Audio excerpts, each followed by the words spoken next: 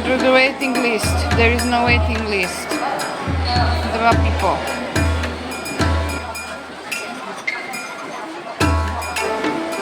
To je nekonečná pieseň.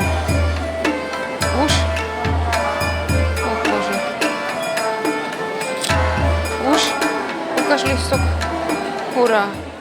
Čistou náhodou sme v Lulu Porto a mole našli takúto krásnu rezenku. A nie to len barziaka, ale 2 týždne od skáta, 2 týždne zrejúca rezenka. A ja som si objednala iba set bez ríže, bez polievky, bez ničoho. Dávam do pozornosti. Dostala som k tomu wasabi, sol, citrón, horčicu.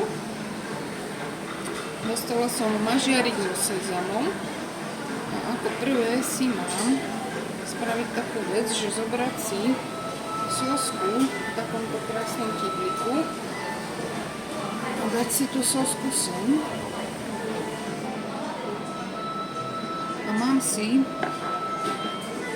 takto rozdrviť tie semiečka a z toho si spraviť sosku tonkatsu. Toto je tonkatsu, ale takto keď si to rozprplím, budem z toho mať sezamovú tonkatsu sosku. Už teraz cítim tú vôňu toho sezamu, to je niečo úžasné. A do toho si to budem náčať.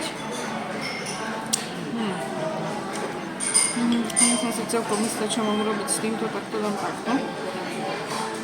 No, podľa návodu sme sa dočítali, že si máme na každý kúsok najprv dať citrón, potom si máme dať na každý kúsok sol,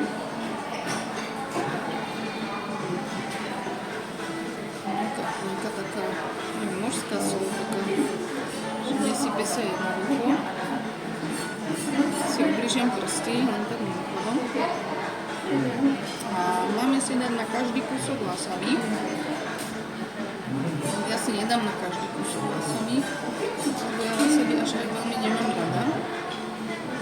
Bojím sa, že si vykazím chuť, tak skúsim to najprv len, že jeden kúsok.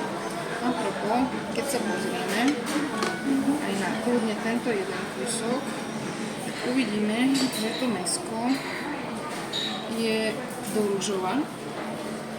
Nie je úplne prepečené, aj strašne slieve. Čiže ešte poslednú vec, ktorú musíme spraviť je, my si musíme dať sojovku, nie dressing. Dressing si musíme dať a ešte horčicu. Takže dressing, toto je sezamový dressing na kapustičku. A musíme si dať horčicu. Horčica, incoming. To je taká, že je whole grain, že celé zrniečka horčicové.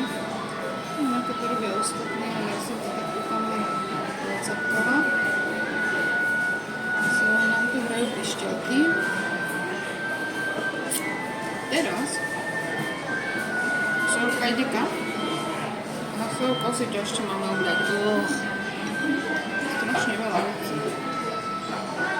Ešte sojovku obľať. Musím to len... takto. Vysediace sú lepšie. Chcela som to teraz podobne pokazovať. No nevieme. No. Vyšiel ten moment, kedy si tento obrovský kúsok slavnostne namočíme do tej našej tonkatsu sezamovej sosky. To by mal byť ten namiešok.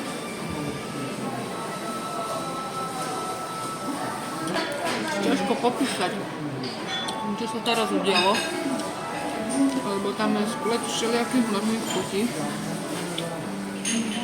Prvé ma hitlo to wasabi, potom horčica, potom tá šťavnatá chuť toho mesa, neuveriteľne šťavnaté meso. Neviem, či som mala takú šťavnatú rezeň ever. Neuveriteľný kus mäska toto. Veľmi, veľmi dobrý. Veľmi svieži. Mám taký kúsok s masným. Rozpravím tak, že ja si ho dám teraz bez wasabi, bez ničoho.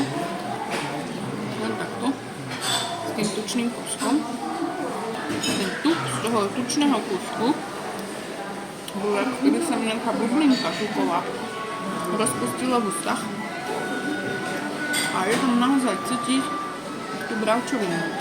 Veľmi možno si to vážavnú cenu zmiliť s nejakým iným mesom.